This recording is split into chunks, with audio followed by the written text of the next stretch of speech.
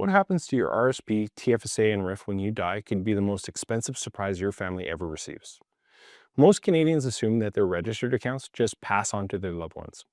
But depending on how you have things set up, the CRA could take 40, 50, or even over 50% of your retirement savings before your family sees a dime. And the worst part is, it's completely avoidable if you know what to do now. I have spent years helping Canadians understand not just how to build wealth, but how to transfer it without unnecessary tax erosion. And this is one of the most consequential conversations I have in my practice. My name is Caton St. Hilaire. I'm an investment advisor at 160 Wealth, and what I'm about to walk you through could save your family hundreds of thousands of dollars. Let's get into it. Let us start with what actually happens when you pass away with registered accounts.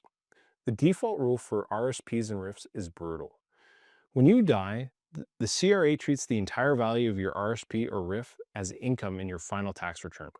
It's not spread out over years, and it's not taxed at a lower rate.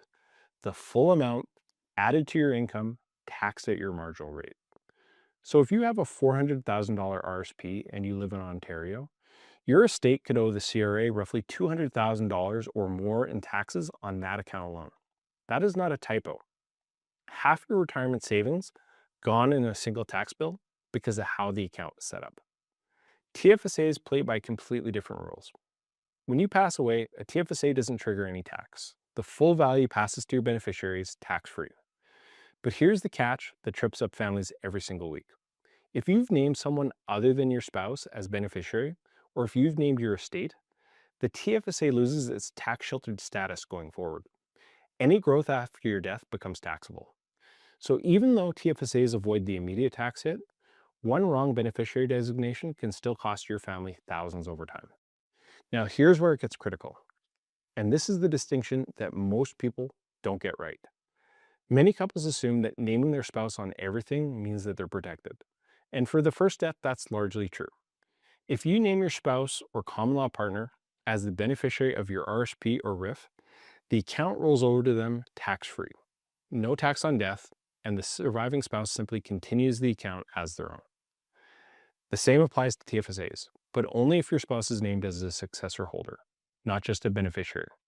Those two words, successor holder, are not interchangeable with beneficiary. A successor holder means that the TFSA transfers seamlessly, stays tax sheltered, and does not touch their own contribution rate.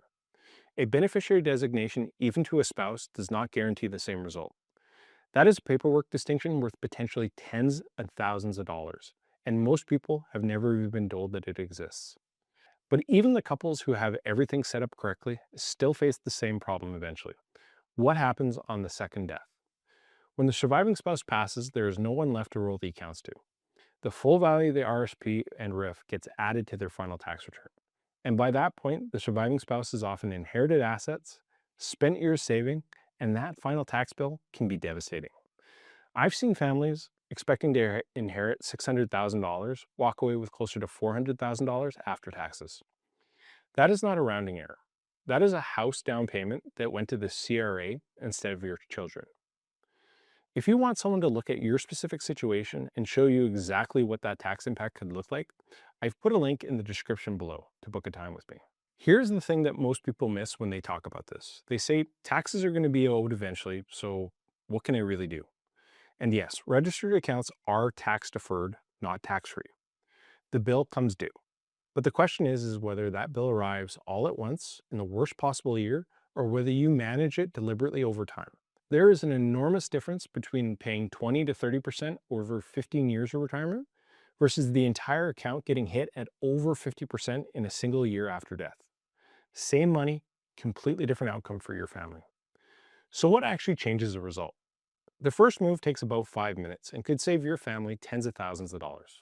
Review your beneficiary designations.